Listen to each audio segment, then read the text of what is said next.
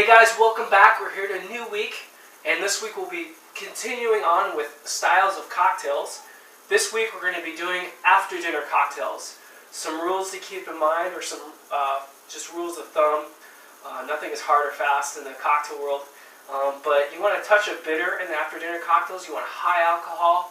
You want decadent with rich flavors, chocolate, vanilla, cinnamon. So you want some sweet, powerful, but also at the same time decadent cocktails.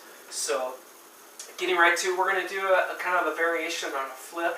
What other way to do a decadent cocktail than with a flip? So starting off with a flip, the must-have is the whole egg. So I pre-cracked my egg, put it in there. Next ingredient is cream. In this case, we're going to use Godiva as our cream, kind of twisting it up a little bit. And I'm going to use about three-quarter ounce there to include those chocolate flavors and bumping up that decadent level. The next ingredient is going to be a unique ingredient. It's called Java juice. So we're going to have elements of coffee. They have all different flavors, hazelnut. I'm going to be using French vanilla in this case because vanilla and chocolate just go so well together, and this is going to really, it's going to add a nice little kick. They're going to, after a big dinner, they're going to want to have a little bit of coffee with their meal, and it's going to kind of wake them up and also reinforce those decadent notes. Another ingredient that's pretty central to after dinner cocktails is an Amaro. This is going to also include some bitterness to it, so I'm just going to be including some of that. 3/4 ounce. It's also going to include some sweetness. Amaros are pretty sweet when you look at it. And then we're going to really bump up the ABV now. We're going to use a cognac in this case. So it's almost like a cognac flip with a little more into it. We're going to use a whole 1.5 ounces in there. And there we are.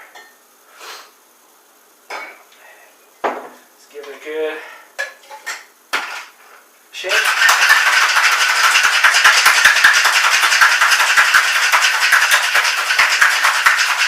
Cool. So just going over those guidelines again, you want decadent ingredients.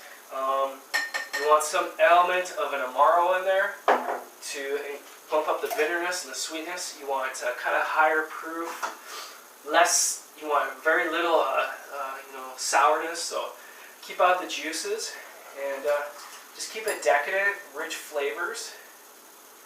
There we go, nice color. I think a base on this would be a flip is a pretty good base to work off of. And then we're going to just finish this off with a little flair here. I'm using my culinary torch. And we're going to do it with a little bit of nutmeg in there and just flame it up for the camera. There you go. So there we go, after dinner cocktail.